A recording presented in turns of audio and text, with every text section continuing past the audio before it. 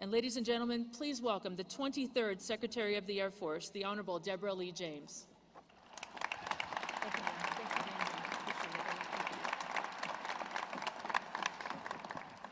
Thank you so much, General Johnson, for that warm introduction. It's hard for me to stay away from the Academy. This is such an inspiring place to be. General Welsh, Brigadier General Williams, Brigadier General Armacost, distinguished guests, faculty and staff, the proud family and friends that I see beyond in the stands, and most importantly, is there anyone out there from the class of 2015? Now that's what I'm talking about. It is truly an honor and a privilege for me to be able to be here and to celebrate this fantastic day with all of you. And you know what? It's not just a fantastic day for the graduates, but it is also a fantastic day for families, friends, and loved ones. Of course, I am the Secretary of the Air Force, but first and foremost, I'm a mom. And so I understand very, very well all of the proud moms and dads and grandfathers and guardians and siblings and what they're thinking today up in the stands. And I just want everybody here to remember that none of you would be here today without the unwavering love and support that they have given you throughout your entire lives. They're here for you now, and they'll always be here for you.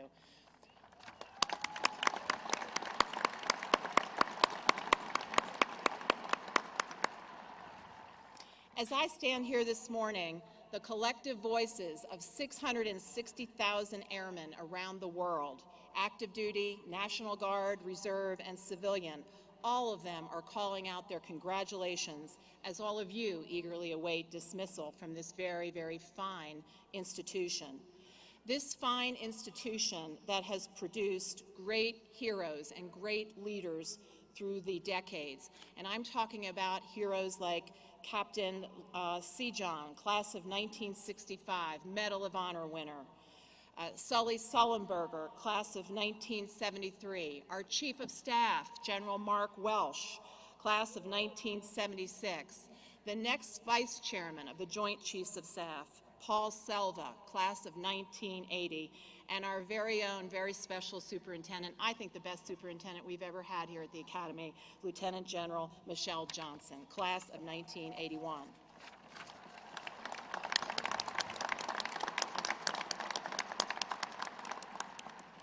So great leaders, great orators. It's the home of some inspiring speakers. I'm talking about people like Cadet First Class Aaron Oates. Now, Aaron, I don't know where you are, but let's just get one thing clear. You're not taking this podium during my speech, man, okay? So just stay seated. Now soon, all of you will follow in the footsteps of these great leaders, and your job from that day forward will be to lead us into the future. Now before I go any further, I do want to honor a long-standing tradition. By the power vested in me as the Secretary of the Air Force, I hereby grant amnesty to all cadets serving confinements or other punishment for minor misconduct.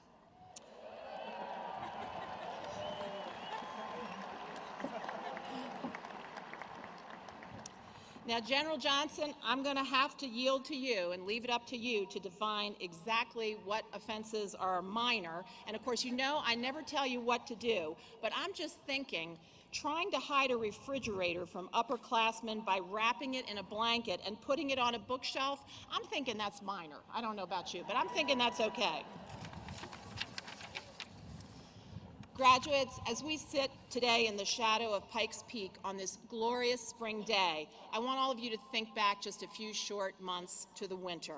The peak looked quite a bit different back then, and you can almost imagine Lieutenant Zebulon Pike, 209 years ago, sizing up that mountain and setting off on what was a daunting mission to reach the summit. Now, history teaches us, unfortunately, that Pike never made it, and his journal captured his thoughts back then. He wrote, "I believe no human being could have ascended to its pinnacle." Well, in fact, I'm guessing that more than a few of you had similar thoughts that day 4 years ago when you got off that bus for basic. But you know what? Pike was wrong, and so were you, because after 4 years and 101 semester hours of core courses in engineering, basic science, social science, humanities, athletics, electives, and so much more, you have arrived at that summit. And now, as you look out over the horizon, I'd like you to think about your class exemplars, the Wright brothers.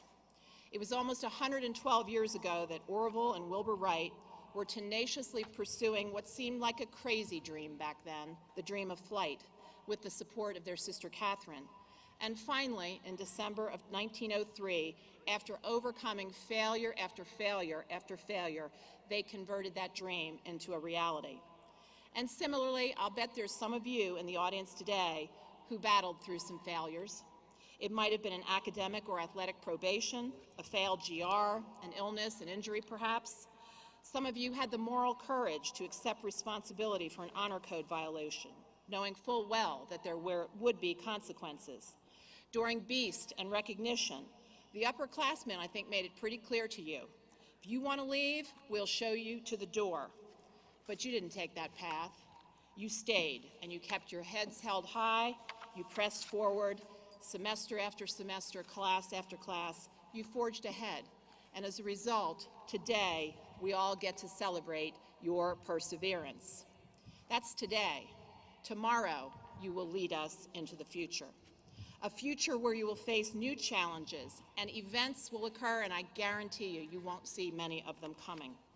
Events like your class president, Cadet First Class Andrew Dane, faced in Afghanistan.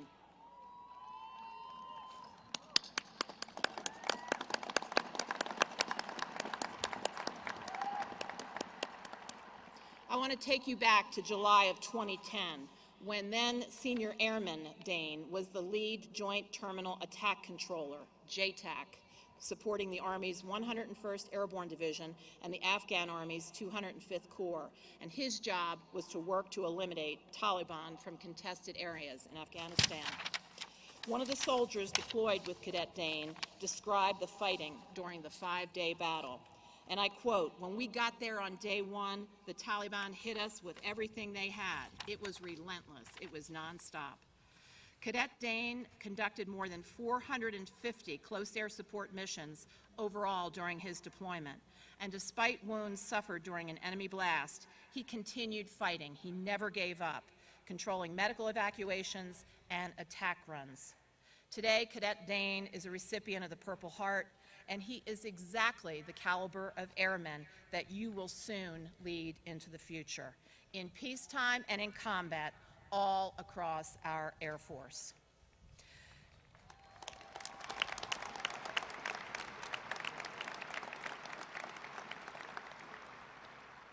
Please take a few moments and think about the thousands of graduates before you, the oath that you are about to take, what it means to serve in our United States Air Force, and the awesome responsibility that we are placing in your hands. And the biggest responsibility of all is always, always, always take care of your people. That is job number one. Now, I mentioned earlier Zebulon Pike, and he didn't think anyone could climb that mountain. Well, of course, we know that's not so. The problem was Zebulon Pike was not properly prepared back then. He only had summer clothing and not enough food to get him through that very challenging winter. Well, fortunately, all of you are far better prepared than Zebulon Pike was, because you've had 4 years of intense leadership training, and that has prepared you to enter the profession of arms. And you are entering the profession of arms at a time of unprecedented change in our world.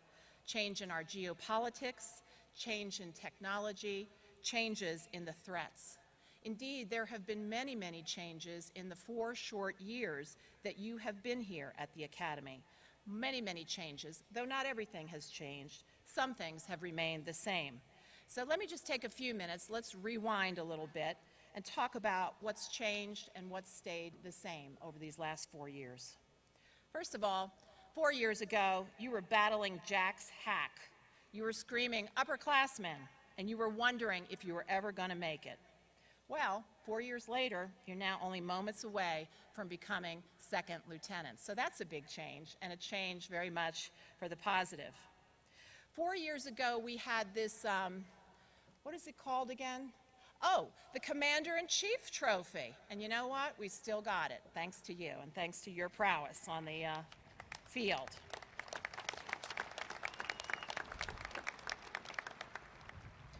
4 years ago, the United States had the strongest, most capable Air Force in the world, and we still are today. 4 years ago, we were engaged all across the world in many, many different missions. And today, we still are, but I would give that one an uptick. We are more globally engaged than we were 4 years ago. Now, here come some of the real big changes. Some of the world actors have changed. The locations have changed that consume us and that we worry about. Our budgets are tighter. The gaps between us and our nearest competitors are closing from a technological standpoint.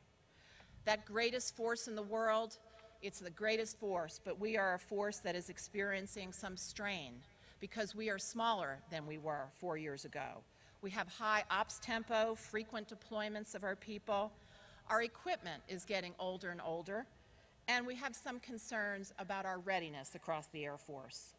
Disruptive technologies and weapons that were once only possessed by advanced nations are now in the hands of an ever-growing cast of non-state actors and even terrorist organizations.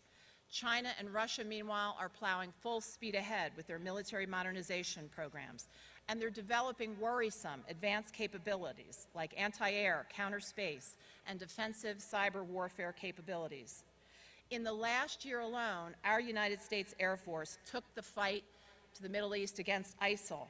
We helped curb the Ebola epidemic in Africa. We provided humanitarian aid after multiple earthquakes in Nepal. We have been reassuring our allies in Europe against what appears to be a resurgent Russia. So if there's one thing that's clear to me in the year and a half that I've been honored to be Secretary of the Air Force is when big things happen around the world, the President of the United States calls 1-800-USAF. And each and every time, we kick into action big time.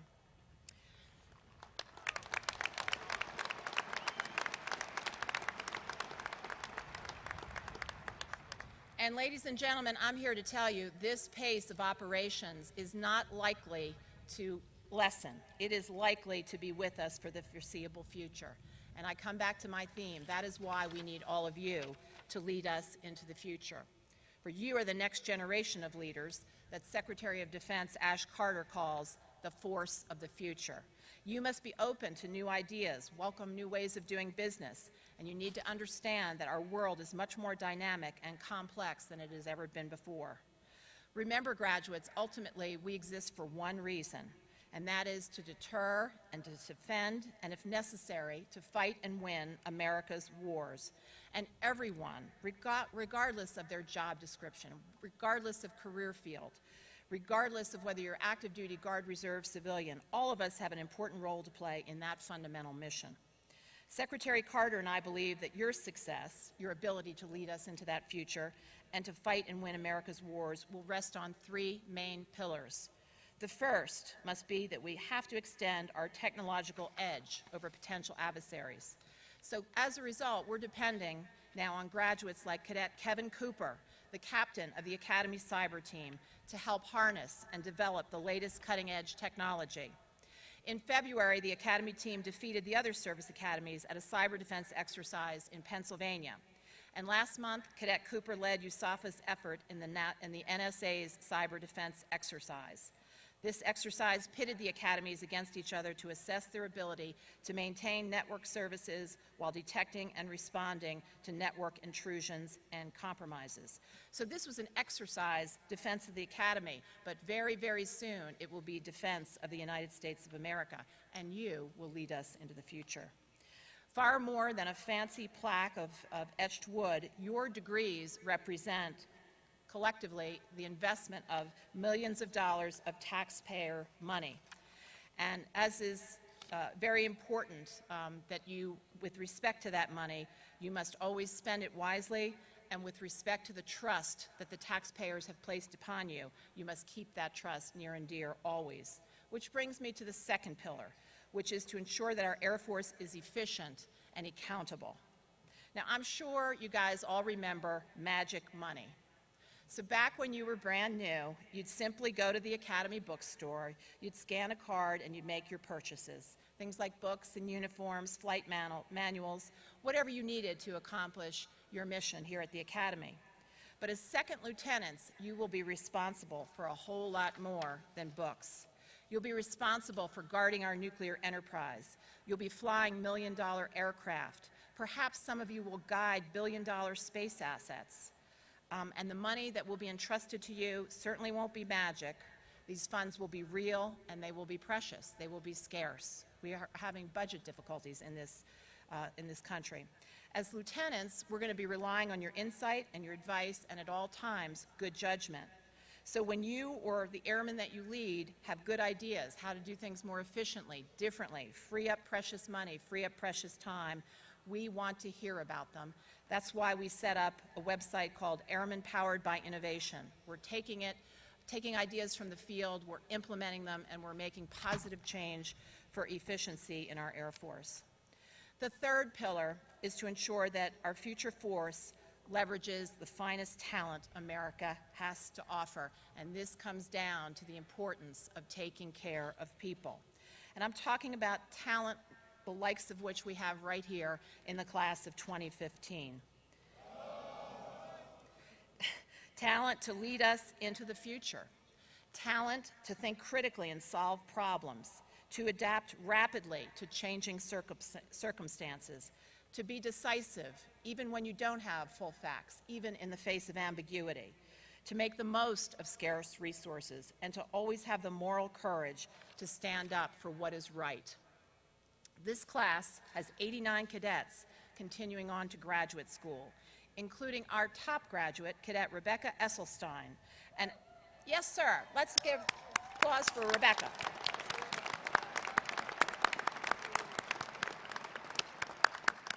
She is an astronautical engineer and Rhodes Scholar. We also have Cadet Stephen Beaton, a biochemist and Holiday Scholar.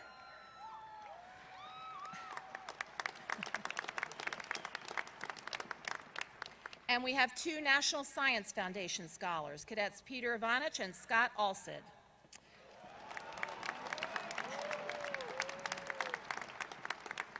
We've got 360 graduates who are going directly into pilot training. We have 44.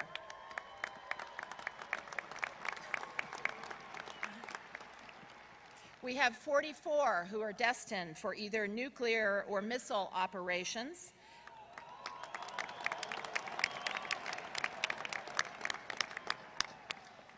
And 89 headed for those ever increasingly important fields of space and cyberspace.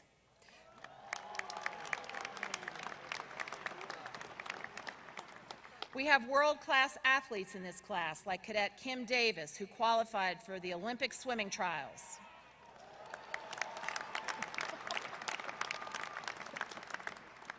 And then we have community leaders, like Cadets Brome Hart and Avery Larkin and John Hamm.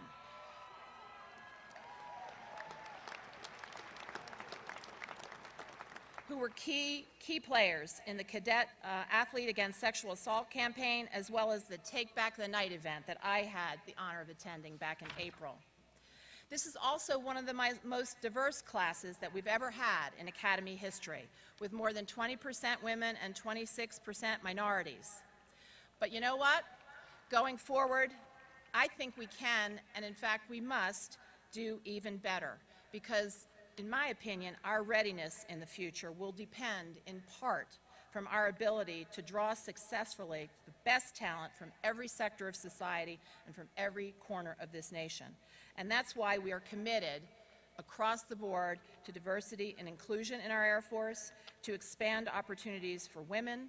It's why we're removing barriers for same-sex couples. It's why we're creating more and more on and off ramps so that our personnel can more seamlessly go from active duty, National Guard, Reserve, and back at different times in their career. It's why we're developing leaders who are committed to an ethical and expert profession of arms, who will focus on a culture where everyone is treated with the dignity and respect that they deserve, leaders who will take care of their people, and have an Air Force where sexual assault simply has no safe haven, no safe haven.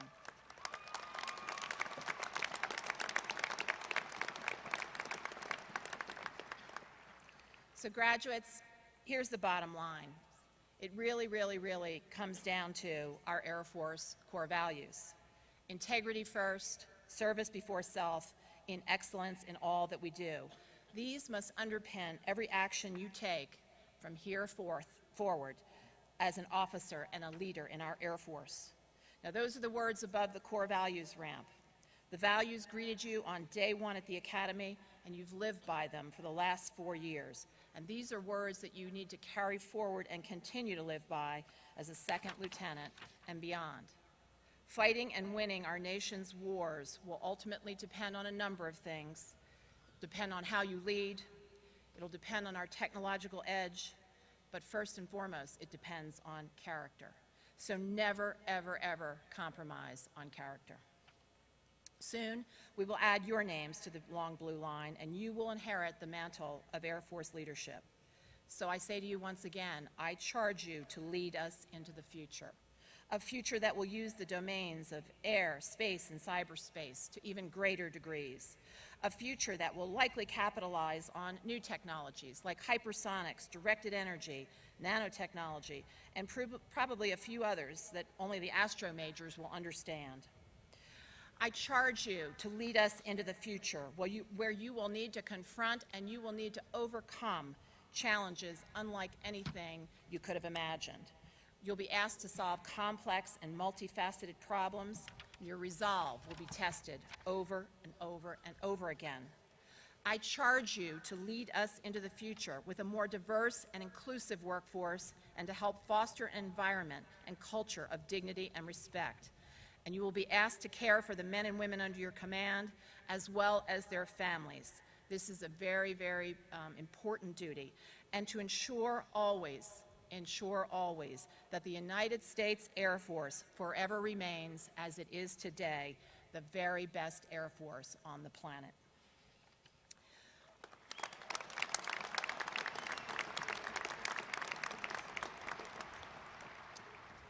All right, graduates, I just put a lot on you there, and I only have one more question to the class of 2015. And that question is, are you ready? I can't hear you. All right, General Welsh, I think they're ready. What do you think? All right, cool. You guys are ready. So congratulations to the class of 2015.